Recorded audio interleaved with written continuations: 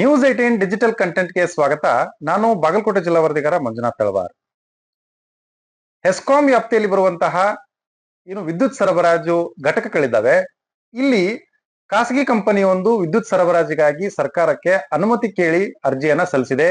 ಈ ಒಂದು ವಿಚಾರ ಇದೀಗ ಉತ್ತರ ಕರ್ನಾಟಕ ಭಾಗದಲ್ಲಿ ಅಂದ್ರೆ ಹೆಸ್ಕಾಂ ವ್ಯಾಪ್ತಿಯಲ್ಲಿ ಬರುವಂತಹ ಪ್ರದೇಶ ಇದೆ, ಆ ಪ್ರದೇಶದ ಜನರಿಗೆ ಒಂದು ರೀತಿಯಾಗಿ ಆತಂಕ ಮತ್ತು ಒಂದಿಷ್ಟು ಸಂಕಷ್ಟಗಳನ್ನ ತಂದೊಡ್ಡುವಂತಹ ಭೀತಿ ಹಿನ್ನೆಲೆ ಈ ಒಂದು ವಿಷಯ ಇದೀಗ ಚರ್ಚೆಗೆ ಬಂದಿದೆ.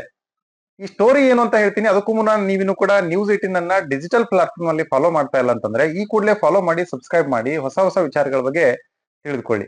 ಹೌದು, ಹೆಸ್ಕಾಂ ವ್ಯಾಪ್ತಿಯಲ್ಲಿ ಬರುವಂತಹ ಅಂದ್ರೆ ಹುಬ್ಬಳ್ಳಿ, ಧಾರವಾಡ, ಬಾಗಲಕೋಟೆ, ವಿಜಯಪುರ, ಬೆಳಗಾವಿ ಜಿಲ್ಲೆ ಸೇರಿದಂತೆ ಈ ವ್ಯಾಪ್ತಿಯಲ್ಲಿ ಇರ್ತಕ್ಕಂತಹ ಹೆಸ್ಕಾಂ ಕಂಪನಿ ಏನಿದೆ, ಇದು ಇಲ್ಲಿರ್ತಕ್ಕಂತಹ ಪ್ರದೇಶಕ್ಕೆ ವಿದ್ಯುತ್ ಸರಬರಾಜು ಮಾಡುವಂತಹ ಒಂದು ಜವಾಬ್ದಾರಿನ ಹೊಂದಿದೆ. ಈ ಪ್ರದೇಶದಲ್ಲಿ ಇದೀಗ ಖಾಸಗಿ ಕಂಪನಿಯೊಂದು ವಿದ್ಯುತ್ ಸರಬರಾಜು ಮಾಡೋದಕ್ಕೆ ಅಂತ ಹೇಳಿ ಅನುಮತಿಯನ್ನ ಕೇಳಿ ಸರ್ಕಾರಕ್ಕೆ ಒಂದು ಅರ್ಜಿಯನ್ನ ಸಲ್ಲಿಸಿದೆ.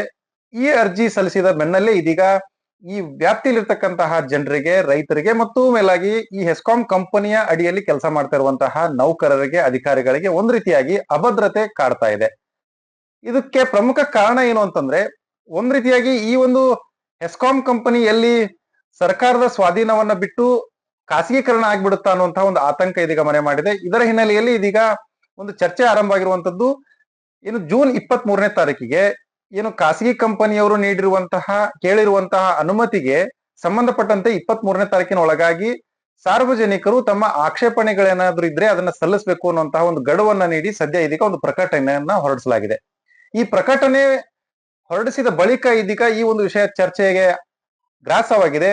ಎಲ್ಲಾ ಕಡೆ ಅಂದ್ರೆ ರೈತ ವರ್ಗ ಆಗಿರ್ಬೋದು, ಅಧಿಕಾರಿ ವರ್ಗ ಆಗಿರ್ಬೋದು ಮತ್ತು ಸಾರ್ವಜನಿಕರು ಸಹಜವಾಗಿ ಈ ಒಂದು ವಿಷಯದ ಬಗ್ಗೆ ಈಗ ಸಾಕಷ್ಟು ಗಂಭೀರವಾಗಿ ಚಿಂತನೆಯನ್ನ ನಡೆಸಿದ್ದಾರೆ. ಒಂದ್ ವೇಳೆ ಇಲ್ಲಿ ಖಾಸಗೀಕರಣ ಆದಂತ ಸಂದರ್ಭದಲ್ಲಿ ರೈತರಿಗೆ ಸಿಗ್ತಾ ಇರುವಂತಹ ಸವಲತ್ತುಗಳೇನಾದ್ರೂ ಕೈ ಬಿಟ್ಟು ಹೋಗುತ್ತಾ, ಸಾರ್ವಜನಿಕರಿಗೆ ಸಿಗ್ತಾ ಇರುವಂತಹ ಅಂದ್ರೆ ಕಡಿಮೆ ದರದಲ್ಲಿ ಈಗ ಸದ್ಯಕ್ಕೆ ಹೆಸ್ಕಾಂನಿಂದ ಕೊಡುವಂತಹ ವಿದ್ಯುತ್ ದರ ಪ್ರತಿ ಯೂನಿಟ್ಗೆ 5 ರೂಪಾಯಿಂದ 6 ರೂಪಾಯಿವರೆಗೂ ಕೂಡ ಆಯಾ ಪ್ರದೇಶಕ್ಕೆ ಅನುಗುಣವಾಗಿ ಕಮರ್ಷಿಯಲ್ ಬೇರೆ ಸಿಗುತ್ತೆ, ರೆಸಿಡೆನ್ಸಿಯಲ್ ಗಾಗಿ ಬೇರೆ ಸಿಗುತ್ತೆ. ಈ ರೀತಿಯಾಗಿ ಬೇರೆ ಬೇರೆ ದರಗಳಲ್ಲಿ ಸಿಗ್ತಾ ಇದೆ. ಒಂದ್ ವೇಳೆ ಈ ಒಂದು ಹೆಸ್ಕಾಂ ಕಂಪನಿ ವ್ಯಾಪ್ತಿಯಲ್ಲಿ ವಿದ್ಯುತ್ ಸರಬರಾಜು ಆಗ್ತಾ ಇದೆ, ಇದು ಖಾಸಗಿ ಕಂಪನಿಯ ತೆಕ್ಕೆಗೆ ಹೋದಂತ ಸಂದರ್ಭದಲ್ಲಿ ಇದೇ ದರವನ್ನ ಖಾಸಗಿ ಕಂಪನಿಯವರು ಕೊಡೋದಕ್ಕೆ ಸಾಧ್ಯ ಆಗುತ್ತಾ? ಅದ್ರ ಜೊತೆಗೇನೆ ಇಲ್ಲಿ ಕೆಲಸ ಮಾಡುವಂತಹ ನೌಕರರಿಗೆ, ಸಿಬ್ಬಂದಿಗಳಿಗೆ ಈಗಿರುವಂತಹ ಸರ್ಕಾರದ ಭದ್ರತೆಗಳು ಮುಂದುವರಿತಾವ ಅಥವಾ ಅದೇನಾದ್ರೂ ತೊಂದರೆ ಆಗುತ್ತಾ? ಇನ್ನು ರೈತರಿಗೆ ಕೊಡುವಂತಹ ಉಚಿತ ಕರೆಂಟ್ ಏನಿದೆ, ರೈತರ ಪಂಪ್ಸೆಟ್ ಗಳಿಗೆ ಕೊಡುವಂತಹ ಉಚಿತ ಕರೆಂಟ್ ಏನಿದೆ, ಈ ಎಲ್ಲ ಯೋಜನೆಗಳಿಗೆ ಏನಾದ್ರೂ ಇದು ಹೊಡೆತ ಬೀಳುತ್ತಾ ಅನ್ನುವಂತ ಒಂದು ಪ್ರಶ್ನೆ ಉದ್ಭವ ಆಗಿರುವಂತದ್ದು. ಇದೇ ಒಂದು ಪ್ರಶ್ನೆಯನ್ನು ಇಟ್ಕೊಂಡು ಇದೀಗ ಸಾರ್ವಜನಿಕರಾಗಿರ್ಬೋದು, ರೈತರಾಗಿರ್ಬೋದು ಸರ್ಕಾರಕ್ಕೆ ಪ್ರಶ್ನೆಯನ್ನ ಮಾಡ್ತಾ ಇದ್ದಾರೆ, ಆಕ್ರೋಶವನ್ನ ಹೊರಹಾಕ್ತಾ ಇದ್ದಾರೆ. ಈ ಬಾಗಲಕೋಟೆಯ ಗಿರೀಶ್ ಫೌಂಡೇಶನ್ ಅವರು ಕೂಡ ಈ ಒಂದು ವಿಚಾರವನ್ನ ಸದ್ಯಕ್ಕೆ ಇದೀಗ ಸಾರ್ವಜನಿಕರಿಗೆ ತಲುಪಿಸಿ ಸಾರ್ವಜನಿಕರ ಅಭಿಪ್ರಾಯವನ್ನ ಸಂಗ್ರಹ ಮಾಡೋದಕ್ಕೆ ಮುಂದಾಗಿದ್ದಾರೆ. ಪ್ರಮುಖವಾಗಿ ಈ ಒಂದು ಫೌಂಡೇಶನ್ ನ ಸಂಸ್ಥಾಪಕ ಆಗಿರುವಂತಹ ಗಿರೀಶ್ ಬಾಂಡ್ಗೆ ಅವರು ಬಾಗಲಕೋಟೆಯ ಜಿಲ್ಲೆಯಲ್ಲಿ ಇರ್ತಕ್ಕಂತಹ ಗ್ರಾಮೀಣ ಪ್ರದೇಶಕ್ಕೆ ಭೇಟಿ ನೀಡಿ ಅಲ್ಲಿ ರೈತರಿಗೆ ಈ ಒಂದು ವಿಷಯದ ಬಗ್ಗೆ ಅವರೊಂದಿಗೆ ಚರ್ಚೆಯನ್ನ ಮಾಡಿ ಸಹಿ ಸಂಗ್ರಹ ಅಭಿಯಾನವನ್ನ ಮಾಡ್ತಾ ಇದ್ದಾರೆ. ಅದೇ ರೀತಿಯಾಗಿ ವಿವಿಧ ರೈತ ಸಂಘಟನೆಗಳು ಬನಾಟಿ ಆಗಿರ್ಬೋದು, ಬಾಗಲಕೋಟೆ ಆಗಿರ್ಬೋದು, ಈ ರೀತಿಯಾಗಿ ಜಿಲ್ಲೆಯ ಬೇರೆ ಬೇರೆ ಭಾಗಗಳಲ್ಲಿ ರೈತ ಸಂಘಟನೆಗಳು ಬೀದಿಗಿಳಿದು ಪ್ರತಿಭಟನೆಯನ್ನ ಮಾಡ್ತಾ ಇದ್ದಾವೆ, ತಮ್ಮ ಆಕ್ರೋಶವನ್ನ ಹೊರಹಾಕ್ತಾ ಇದ್ದಾವೆ. ಇದೇ ರೀತಿಯಾಗಿನೇ ಇದು ಕೇವಲ ರೈತರು ಮತ್ತು ಸಾರ್ವಜನಿಕರಿಗೆ ಆಗುವಂತಹ ಸಮಸ್ಯೆ ಅಲ್ಲ, ನೌಕರಿಗೂ ಕೂಡ ಇಂತಹ ಒಂದು ದೊಡ್ಡ ಸಮಸ್ಯೆ ಇಲ್ಲಿ ಬಂದು ಒದಗುತ್ತೆ ಅನ್ನುವಂತ ಹಿನ್ನೆಲೆಯಲ್ಲಿನೇ ಹೆಸ್ಕಾಂ ವ್ಯಾಪ್ತಿಯಲ್ಲಿ ಕಾರ್ಯನಿರ್ವಹಿಸ್ತಾ ಇರುವಂತಹ ಸಿಬ್ಬಂದಿಗಳು ಅಂದ್ರೆ ಲೈಮನ್ ಗಳಾಗಿರ್ಬೋದು, ಅಧಿಕಾರಿಗಳಾಗಿರ್ಬೋದು, ಮೇಲ್ವರ್ಗದ ಅಧಿಕಾರಿಗಳು ಸಹಿತ ಇವತ್ತು ಆಕ್ರೋಶವನ್ನ ವ್ಯಕ್ತಪಡಿಸ್ತಾ ಇದ್ದಾರೆ.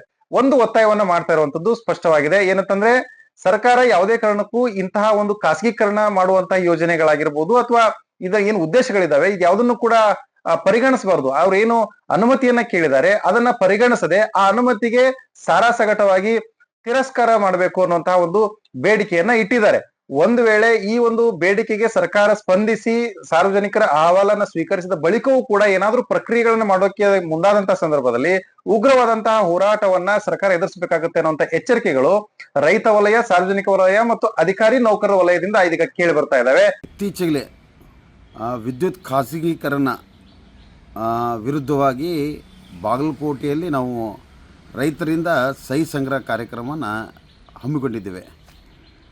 KERC ಅವರಿಗೆ ಟಾಟಾ ಪವರ್ದವರು ತಮ್ಮ ಲೈಸೆನ್ಸ್ಗೋಸ್ಕರ ಅರ್ಜಿಯನ್ನು ಹಾಕಿದ್ದಾರೆ ಮತ್ತು ಪತ್ರಿಕೆಯಲ್ಲಿ ಟಾಟಾ ಪವರ್ ಒಂದು ಅಡ್ವರ್ಟೈಸ್ಮೆಂಟ್ ಕೊಡಿದ್ದಾರೆ. ಯಾರಾದರೂ ನಿಮ್ಮ ಅಬ್ಜೆಕ್ಷನ್ ಇದ್ದರೆ ತಾವು ತಿಳಿಸ್ಬೇಕಂತ ಹೇಳಿ ನಾವು ಟಾಟಾ ಪವರ್ನ ಖಾಸಗೀಕರಣ ವಿರೋಧಿಸಿ ಜನಜಾಗೃತಿ ಸಭೆಗಳನ್ನು ಮಾಡ್ತಾ ಇದ್ದೇವೆ.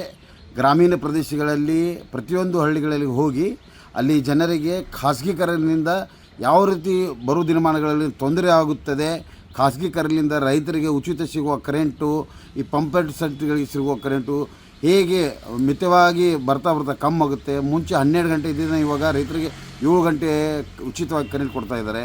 ಈ ಖಾಸಗೀಕರಣ ಆಗೋದ್ರಿಂದ ರೈತರಿಗೆ ಸಾಕಷ್ಟು ಅನ್ಯಾಯಗಳಾಗುತ್ತೆ. ಮತ್ತು ಈ ಗೃಹ ಜ್ಯೋತಿ ಆಗಿರ್ಬೋದು, ಭಾಗ್ಯ ಜ್ಯೋತಿ, ಕುಟೀರ ಜ್ಯೋತಿ ಈ ಯೋಜನೆಗಳು ಸಹ ಕುಂಠಿತಗೊಳ್ತವೆ. ಈ ಖಾಸಗೀಕರಣ ವಿರುದ್ಧವಾಗಿ ರೈತರು ಸಾಕಷ್ಟು ರೀತಿ ನಮಗೆ ಸ್ಪಂದಿಸಿದ್ದಾರೆ.